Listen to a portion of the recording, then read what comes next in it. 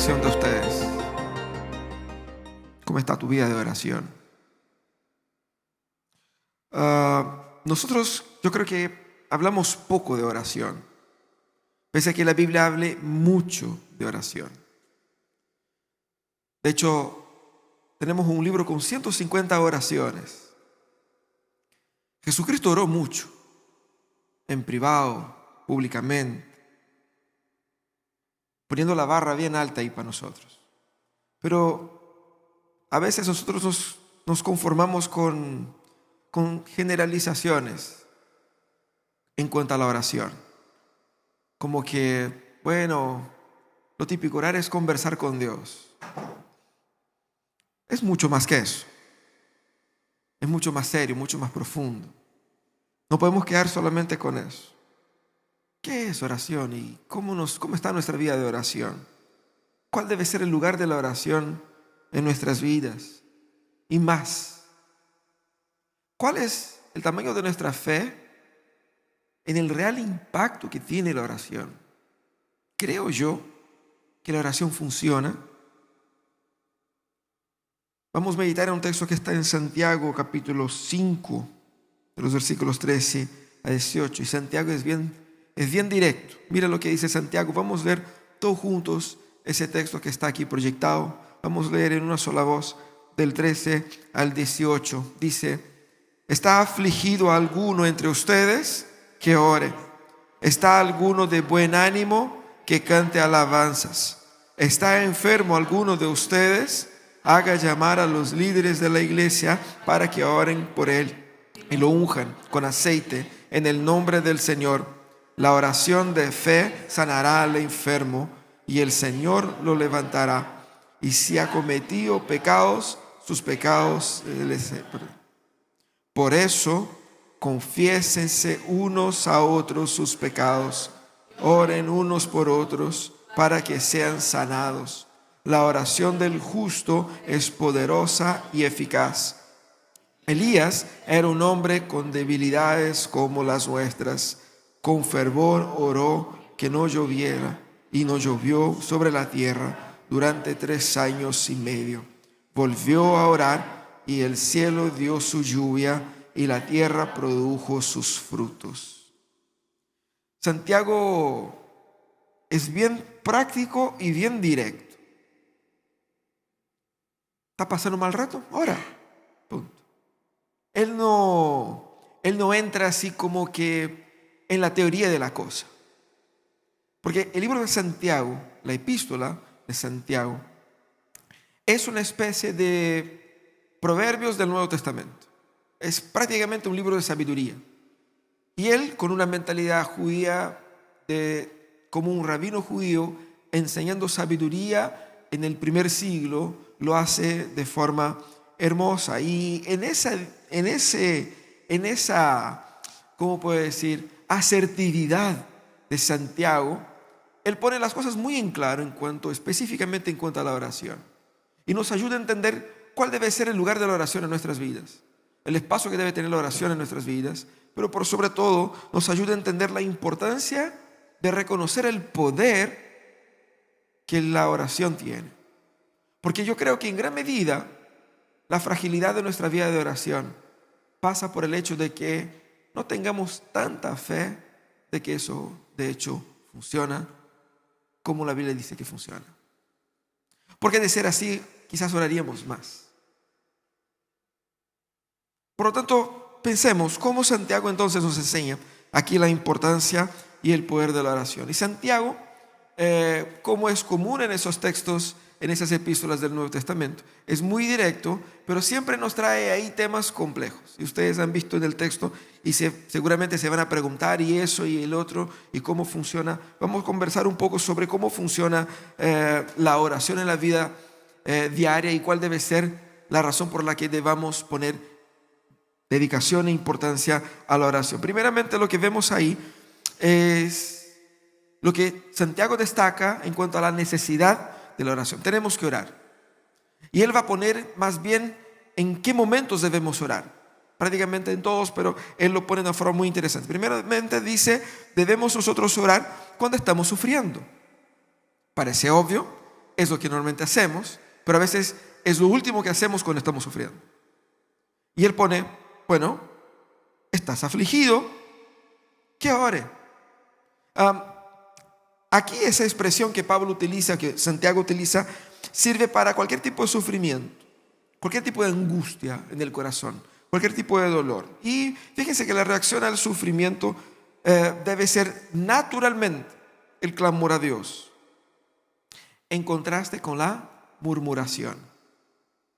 Porque, seamos honestos, lo primero que nosotros hacemos cuando estamos en sufrimiento es lamentar.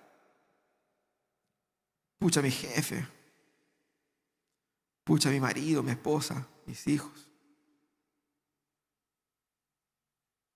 Lamentamos, murmuramos. En ese mismo capítulo, Santiago viene criticando la importancia de abandonar esa postura de murmuración.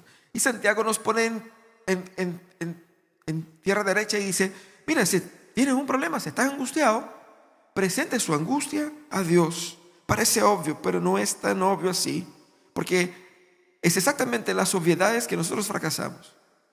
Es exactamente en cosas tan sencillas como estoy afligido, clamo al Señor, que nosotros nos enredamos, porque estamos afligidos y empezamos a murmurar, empezamos a publicar en las redes cómo estamos sufriendo, empezamos a pelear con los que están alrededor nuestro, empezamos a dar un montón de señales de que yo no estoy bien, hasta el punto que la gente diga, mira, fulano no está bien, mira lo que dijo, lo que hizo, o cómo está. Y como que si fuera posible, la última persona en enterarse, al menos por su boca, es Dios. Estás afligido, dirige a Dios sus lamentos. Y Primera Pedro va a poner eso de forma bien bonita. Dice, echad vuestra ansiedad sobre Él, porque Él tiene cuidado de vosotros. Aquí se nota la diferencia entre Santiago y Pedro, por ejemplo, ¿no? Mira, Pedro dice, echad vuestras ansiedades sobre Él, porque Él tiene cuidado de vosotros. Santiago dice, ¿está afligido? Que ore, ¿no? Así como que bien. Y a veces necesitamos de ese puntazo, de esa exhortación. Debemos orar cuando estamos en sufrimiento, pero eso es lo normal, eso es lo que hacemos siempre quizás. Lo más difícil es cuando orar en momentos de felicidad. Porque él dice, ¿está alguno de ustedes de buen ánimo? Cante alabanzas. Literalmente, la traducción literal sería cante salmos, ¿no? Salmos de adoración al Señor. Seguramente buscamos a Dios en los malos momentos. Y en los buenos, nos olvidamos de Él. Porque está todo bien. De hecho, es el momento donde menos oramos, cuando todo va bien. Y cuando todo va bien, es cuando todo está a punto de echarse a perder. Es ahí. Porque cuando todo va bien, nosotros crecemos, estamos tranquilos, no va a pasar nada, está todo bajo control. Tengo pega, tengo sueldo, tengo salud, mis hijos están bien, soy un buen padre, una buena madre, todo está bien, hasta el fatídico momento en que ya deja de estar. Nosotros nos olvidamos del Señor en los momentos de alegría y consagramos nuestra alegría a las frivolidades. Lo que el apóstol aquí nos está mostrando es que nosotros debemos consagrar al Señor también nuestra alegría, porque orar y cantar, en el caso de los salmos, es prácticamente lo mismo. Cantar esas oraciones de alabanza al Señor es una esperanza, es una expresión de que mi alegría fue provocada por Él.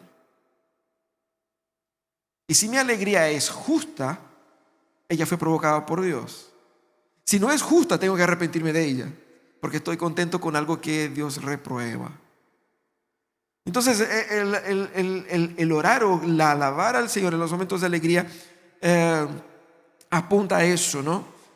Consagrar la alegría es revestir o revertir la lógica de que todos los momentos de entretención deben ser vividos en un ocio destructivo. Y debo consagrar también los momentos de entretención, descanso y alegría para el Señor. No significa que voy a ser de esos canutos fanáticos que van a estar 24/7 cantando alabanzas. Entiendan aquí la idea, ¿no? Ustedes entienden la idea, ¿cierto? Es una generalización. La idea es que consagremos nuestras alegrías al Señor. Pero Santiago va y dice, está alguien enfermo, lo normal sería que ore para que su enfermedad se sane, así como hicimos con la aflicción y qué sé yo. Pero aquí Santiago va complicando un poquito la cosa. Primeramente él dice, está alguien enfermo, llame a los presbíteros. Literalmente, la traducción literal en el texto sería esa, presbíteros. Llame a los ancianos de la iglesia, llame a los presbíteros para que oren por él.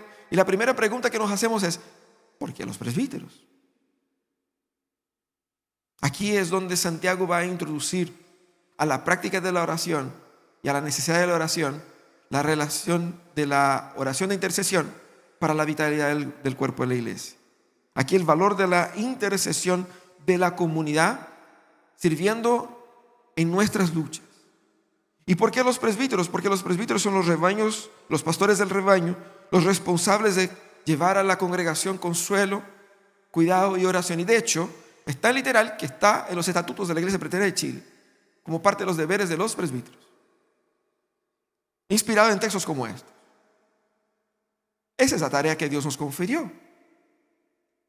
Ahora, eso no implica que nosotros los presbíteros y pastores tengamos un don especial de sanidad. Orar para que se sane porque yo tengo el don. No es eso. Santiago no está hablando de eso. El énfasis acá está en la eficacia de la oración y la forma de la oración intercesora. La oración de fe es la que sana, no la figura del líder de la iglesia.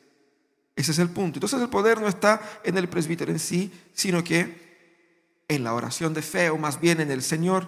Ahora, dice, llame a los presbíteros para que oren por él y que lo unjan con aceite en el nombre del Señor. Y ahí nosotros que somos presbiterianos, quedamos así como, cuestión de aceite medio raro, ¿no? Medio pentecostal, medio, no hacemos eso acá. Pero está en la Biblia, ¿y qué hacemos con eso? ¿Qué quiere decir Santiago con que ungen con aceite? Primeramente debemos entender que en esa época el aceite estaba íntimamente relacionado a los procesos de sanidad por sus capacidades curativas. Ustedes se acuerdan que la metáfora que Jesús, o la parábola que Jesús contó del buen samaritano, ¿qué es lo que hace el buen samaritano? Derrama ahí aceite y vino sobre las heridas. Quizás alguien va a decir, el vino era para el accidentado, ¿no es cierto? Y el aceite, ¿vale? Pero era los recursos de parasepsia y para cuidado que estaban disponibles, ¿cierto? Nadie andaba con alcohol gel en la mano, ¿cierto? La gente andaba ahí era lo que había. Tenía ese valor. Pero también el aceite está muy asociado a ser un instrumento de Dios en distintas ceremonias religiosas, incluso para ungir los sacerdotes, los reyes. Era un elemento que era estaba utilizado dentro de la esfera religiosa, pero probablemente acá la idea era que el aceite sirviera como una expresión externa y visible de una gracia que Dios obraría por medio de la oración, proveyendo al enfermo el consuelo, porque quizás no estaba experimentando físicamente la sanidad, pero sentía el olor y el toque del aceite como una manifestación del cuidado del Señor por él. Por lo tanto, tenía también un valor emocional en este proceso. Eso no para nada indica que se elimina todo tipo de remedio y de médico, ¿ya? Pero que sí debemos entender, y eso es muy difícil para la mentalidad contemporánea, porque nosotros hemos separado fe y ciencia. Y en la Biblia no se separa eso. En la Biblia, la ciencia es la manifestación de Dios en la naturaleza. Por lo tanto, Dios está en todo. Y aquí, la figura de la oración por los enfermos, incluyendo elementos externos como el aceite, no elimina la acción curativa que cualquier otra cosa pudiera tener. De hecho, vemos en las Escrituras muchísimas situaciones donde las personas fueron sanadas por otros elementos, por remedios literalmente. Incluso bajo la orientación de Dios. Y un caso emblemático es el caso del rey Ezequías. ¿Conocen al rey Ezequías? Conocen bien, yo sé. El rey Ezequías estaba enfermo de muerte. Se iba a morir. Y el Señor llama al profeta Isaías y le dice: Isaías, te tengo un encargo. Anda al rey Ezequías y dile: vas a morir. Arregla tus cosas, prepara tu testamento, porque te vas a morir. Y llega y está el rey en la cama y el profeta Isaías se acerca y le dice: mira, el Señor me mandó acá diciendo que prepara tu casa porque te vas a la vez. Y Ezequías lloró y lamentó, y la Biblia dice que él se dio vuelta a la pared, estaba en su cama y clamó al Señor. Y el Señor escuchó su oración. El profeta estaba saliendo y el Señor dijo al profeta: vuelve allá, dile que él va a vivir, le voy a dar 15 años más. Y manda a poner ese remedio en sus heridas para que se sane. Y el rey se sanó.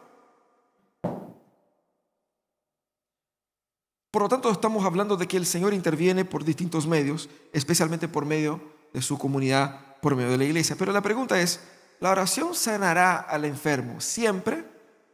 Porque esa es la impresión que da el texto. Siempre que esté enfermo, voy a llamar a un presbítero, a los presbíteros de la iglesia, para que vengan a orar por mí y quedaré sano. Santiago es un libro bastante práctico y aquí él está enfatizando, y entendamos eso, la necesidad de oración. Él no está hablando de los decretos de Dios y entrando en temas teológicos más complejos. Lo que él quiere que nosotros hagamos es orar siempre. Ese es el punto. Y deja implícito que el enfermo será sanado según la voluntad del Señor. ¿Por qué? ¿Qué es lo que estamos haciendo? Orando. ¿Qué es lo que es orar? Orar es someterse a la voluntad de Dios. Pero es hermoso acá porque la forma enfática destaca que debemos creer en el poder de la oración, de que Dios puede sanar. Porque el problema en nuestros corazones es que solo el paracetamol me puede sanar, o que paracetamol funciona mejor que Dios. Y muchos creyentes tienen una idea de que la oración es ayuda, pero si no tomo remedio no funciona. Hermanito, ¿quién cree usted que hace con que el paracetamol funcione en tu cuerpito? ¿Einstein? ¿Se han dado cuenta de eso? El remedio solo funciona en mi cuerpo porque Dios lo hace que funcione. Porque Dios creó tanto el cuerpo como el remedio. Y Dios, ese mismo Dios que hace con que mi corazón funcione en la velocidad que tiene que funcionar. Como la palabra dice, ni siquiera un solo pelo de mi cabeza cae sin que Dios tenga el control. Si Dios controla los pelos de mi cabeza, y en algunos casos parece que controla más que en otros, ¿no? Pero si Dios controla los pelos de mi cabeza, ¿crees que no va a controlar los efectos del remedio que te toca tomar? Dios es el Señor de la medicina también. Porque la inteligencia con la que el hombre inventó el remedio A, B o C no vino de Satanás, no vino de Marte, de Júpiter, vino del Señor. El Señor gobierna por sobre todo. Por lo tanto, debemos tener esa perspectiva. Y eso hace con que la oración recubra de una importancia aún mayor. Porque al fin de cuentas el poder de eficacia del remedio, al fin y al cabo, siempre dependerá del Señor. De manera que nosotros debemos creer que el Señor me puede sanar. ¿Querrá el Señor sanarme? No sé. Porque vemos en las Escrituras que no siempre el Señor sanó. Tenemos varios ejemplos ahí. De hecho, el punto acaba complicándose. Ya voy a mencionar esos ejemplos porque la idea es que será, porque él dice, será sanado el enfermo y si tienen pecados serán perdonados. ¿Será que Santiago me está diciendo que toda enfermedad es resultado de un pecado? Y la Biblia mismo dice que no, y Jesucristo mismo dijo que no. Lo que Santiago está haciendo es mostrando aquí el cuidado integral del ser humano. Todo está relacionado. Pecado y enfermedad tienen una relación. Porque no toda enfermedad es provocada por un pecado. Pero sí sabemos en las Escrituras que los pecados no confesados conducen a la enfermedad. Eso es lo que dice el salmista David. Dice: mientras guardé silencio, mientras callé mis pecados, mis huesos se fueron consumiendo. Pero tampoco hay que ir tan lejos. Ustedes saben que decisiones pecaminosas en contra de nuestro cuerpo conducen a enfermedades en nuestro cuerpo. El Señor condena la glutonaría. Y el glutón, el que come de más, ¿qué es lo que pasa? Su cuerpo sufre y se genera de enfermedades. Lo mismo para la embriaguez, lo mismo para una serie de otros pecados que tarde o temprano van a conducir en alguna situación. Es siempre así. Sabemos que estamos en un mundo caído y nuestro cuerpo está en decadencia. No siempre la enfermedad que tengo es por un pecado que yo cometí. Jesucristo dijo eso cuando fue a sanar a un hombre que era ciego de nacimiento. Sus discípulos le preguntaron: ¿quién pecó, él o sus padres? Jesucristo dijo: ni él ni sus padres. Jesucristo no estaba diciendo que fueron concebidos sin pecado y nunca pecaron en su vida. ¿Qué es lo que Jesucristo estaba diciendo? Esa condición, esa enfermedad que ese hombre tiene, no fue provocado por un pecado en específico y por eso está pagando así. Sino que lo que él está sufriendo es porque el Señor se va a manifestar en su vida de esa manera por medio de su pecado. Incluso el apóstol Pablo, que tenía el don de sanidad, y nosotros hemos visto, incluso él no fue capaz de sanar en todas las circunstancias. Porque a los suyos, los amigos suyos, él menciona, 2 de ellos al menos, que estaban ahí enfermos y estaban enfermos nomás y tuvieron que tratarse y estaban luchando con eso. Él habla de Epafrodito, él habla de Trófimo. Por lo tanto, debemos saber que no siempre una enfermedad es provocada por un pecado, pero cuando nosotros estamos en pecado, el pecado nos consumirá. Y una forma hermosa con la que Tolkien utiliza esa idea es cuando otras personas, que no las personas adecuadas, vestían el anillo del poder. El anillo los consumía, los deterioraba. ¿Qué es lo que era el Sméagol? El Sméagol era un ser que fue transformado en un animal por cuenta del pecado que el anillo provocó. El pecado nos destruye, literalmente. Debemos entender eso. Pero la falta de fe también es un pecado. Cuando yo no creo que Dios es capaz de sanarme, yo estoy pecando con eso. Así que cuando oramos para que la persona que está enferma sea sanada, el Señor la sanará si Dios quiere. Pero sea cual sea el escenario, la oración conducirá a la persona a que, si tienes pecados, como el caso que menciona el autor aquí, se les serán perdonados. O sea, por medio de la oración habrá una instancia de arrepentimiento, confesión, de quebrantamiento, de sanidad emocional y espiritual, que puede conducir o no a la sanidad física. Pero si aún no conduce a la sanidad física, la enfermedad será vivida en gracia.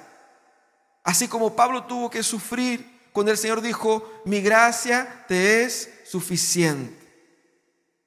Eso es lo que el autor aquí está hablando. De manera que confesar nuestros pecados, bien como orar unos por otros, ayuda en el proceso de sanidad. Porque aunque la enfermedad no haya sido provocada por un pecado, y aunque Dios no quiera sanar, Dios nos entregará gracia en medio a la lucha. Y es hermoso cuando Él dice aquí que los creyentes tienen que confesar los pecados unos a otros para que sean sanados. Y Él amplía, porque primero dijo: traigan los presbíteros para orar por la persona.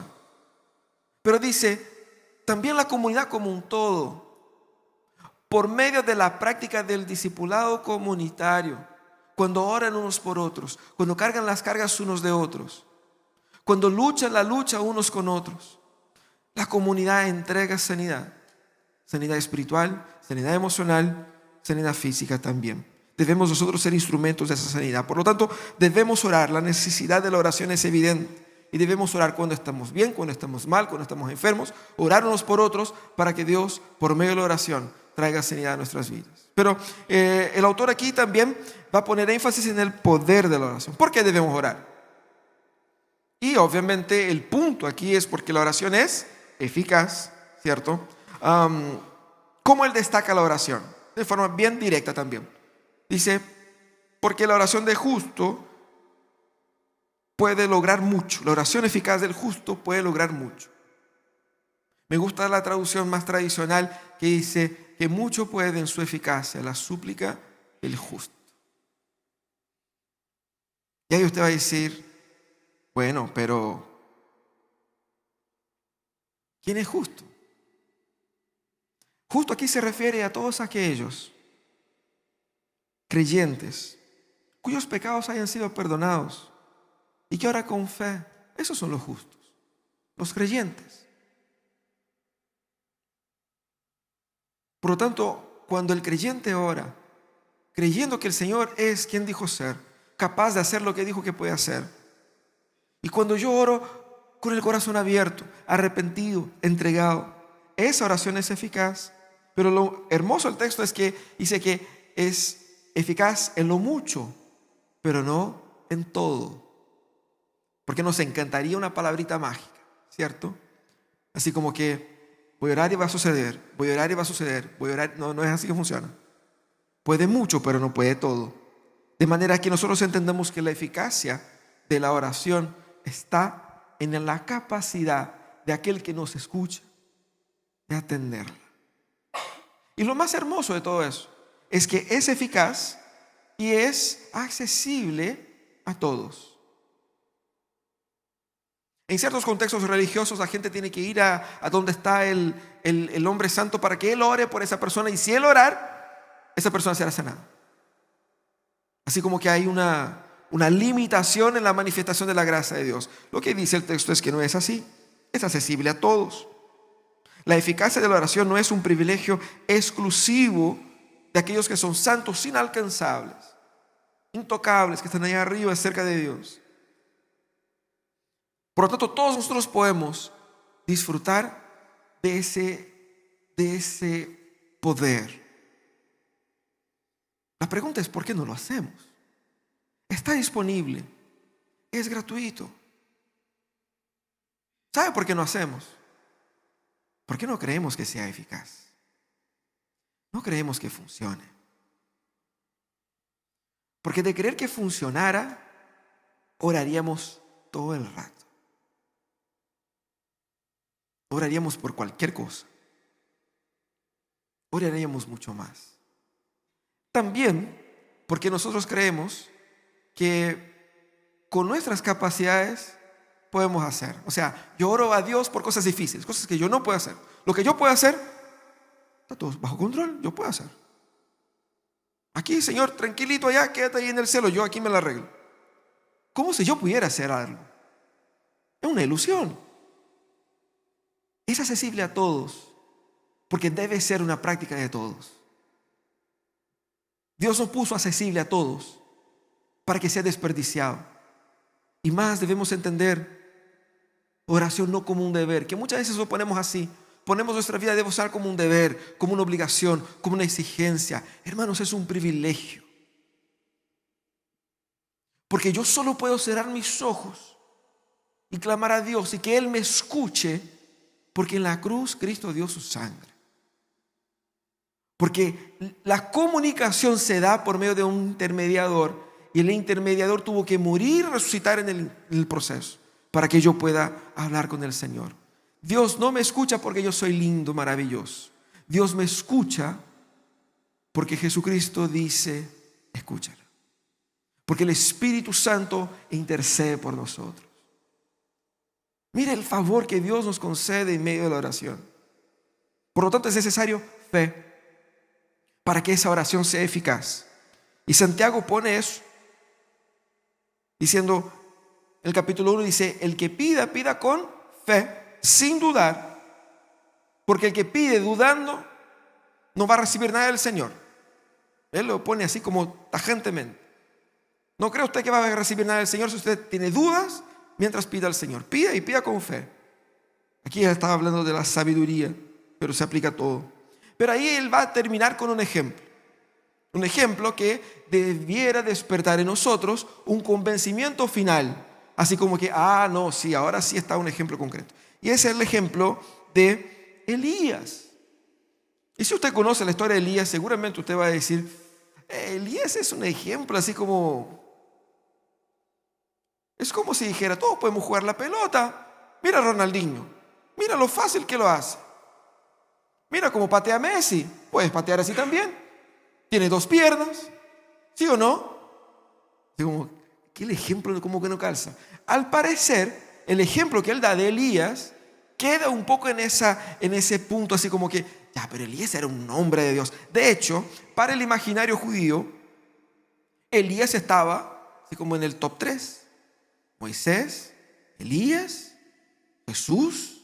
De hecho, decía que Jesús era un nuevo Elías. ¿Ustedes se dan cuenta que Elías no murió? Él no murió. Elías estaba tan revestido del poder de Dios que Dios dijo, a este me lo voy a llevar así enterito nomás. Y se lo llevó en un carruaje de fuego y era poderosísimo. Pero ¿qué dice Santiago? Santiago dice, Elías era un ser humano como nosotros. Y si usted lee la Biblia con atención, se va a dar cuenta que tenía razón. Un ser humano con temores, con tristezas, con depresión, con angustia, con alegría. El problema es que él estaba en un momento muy complicado. El Señor había llamado a Elías para predicar al pueblo de Israel, la tribu del norte, las 10 tribus del norte. Se habían apartado del Señor y el rey Acabe, se había casado con una mujer terrible, Jezabel, adoradora de Baal, y había promovido la adoración a Baal ahí. ¿Qué es lo que estaba haciendo el rey? Persiguiendo y matando a todos los adoradores de Jehová. Por lo tanto, Elías estaba en el exilio. Pero ¿cómo voy a predicar como profeta de Dios estando en el exilio? Él tenía que arreglárselas ahí. Era muy peligroso ser profeta en aquel tiempo. Bueno, la cosa es que Elías oró al Señor. Cuando leemos el texto parece que Elías fue muy cruel. ¿Quién va a orar para que no llueva por 3 años? Sobre todo una cultura agraria que depende del agua para...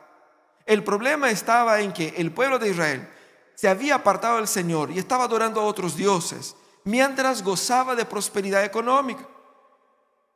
¿Qué es lo que hace Elías al clamar al Señor? Recuerda al Señor las promesas de Deuteronomio. Si ustedes me abandonan y empiezan a adorar a otros dioses, enviaré sequía a la tierra para castigarles, para que ustedes se arrepientan y vuelvan a mí. Pero Elías veía y dijo, Señor, parece que te olvidaste de Deuteronomio. Mira, la gente está pasándola bien y adorando a otros dioses. Así es más difícil la labor del profeta. Es más fácil ser profeta cuando la gente está sufriendo. Así es difícil. Él ora al Señor para que el Señor intervenga. Su oración no es simplemente para como alguien podría pensar cuando oró y cayó fuego del cielo, así como que para lucirse nomás. Su compromiso en esa oración es que Dios fuera glorificado, llevando a su pueblo al arrepentimiento. Pero mira, y es sintomático que Santiago ponga eso, porque Santiago mismo va a decir que Dios no cambia. Y aquí como que un hombre oró e intervino para que Dios cambiara el rumbo de la historia. Lo que Santiago muestra aquí es un Elías humano, humanizado, un hombre con debilidades como la nuestra. Y el destaque está en la grandiosidad de lo que logró Elías con sus oraciones. Si Elías, que era un hombre como nosotros, logró ese tamaño de cosas, también nosotros podemos orar como él. Porque aquí en la historia grande no es Elías, sino que el Dios de Elías. Tú no eres Elías, pero el Dios de Elías es el mismo tuyo. Ese es el punto. Y la motivación de Elías debe ser nuestra motivación, porque Elías clama para que el Señor sea glorificado. Y eso es muy importante porque el apóstol aquí, el autor, va a decir, incluso al inicio del libro, que Nosotros pedimos a Dios y no recibimos porque pedimos mal, para gastar en nuestros placeres, en nuestros deseos. Y esa es una razón por la que Dios no responde todas nuestras oraciones. Gracias a Dios, Dios no ha respondido todas nuestras oraciones. Porque nosotros pedimos tanta tontera, tantas imbecilidades que pedimos al Señor. ¿Se acuerdan las oraciones que hacías cuando tenía 15 años?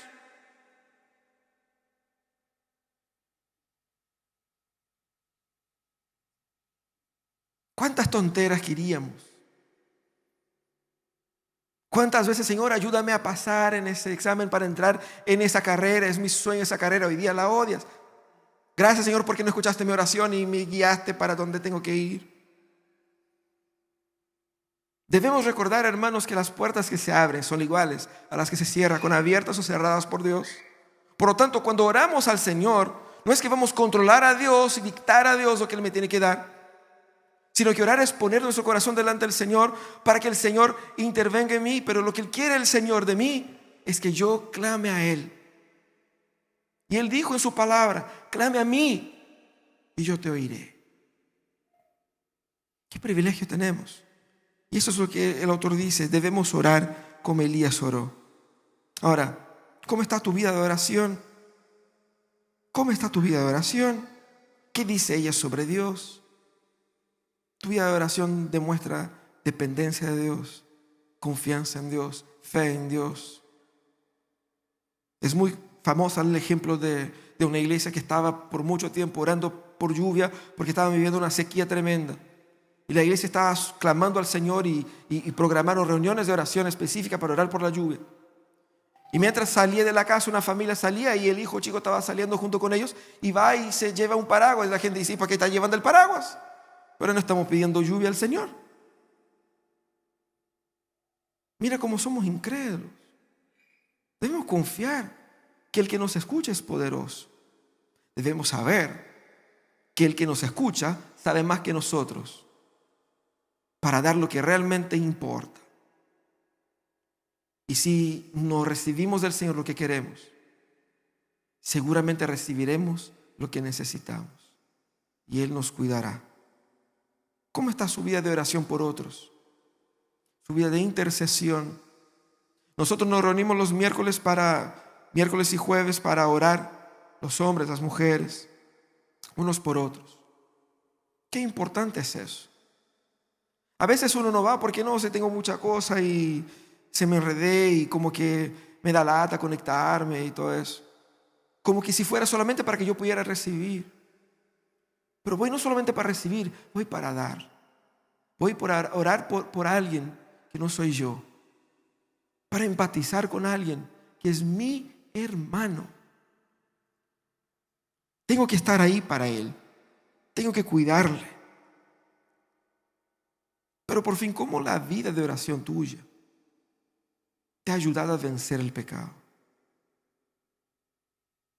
Porque mientras menos oramos, más fácilmente caemos en pecado. El pecado nos impedirá de orar y la oración nos dará victoria contra el pecado. Debemos orar más.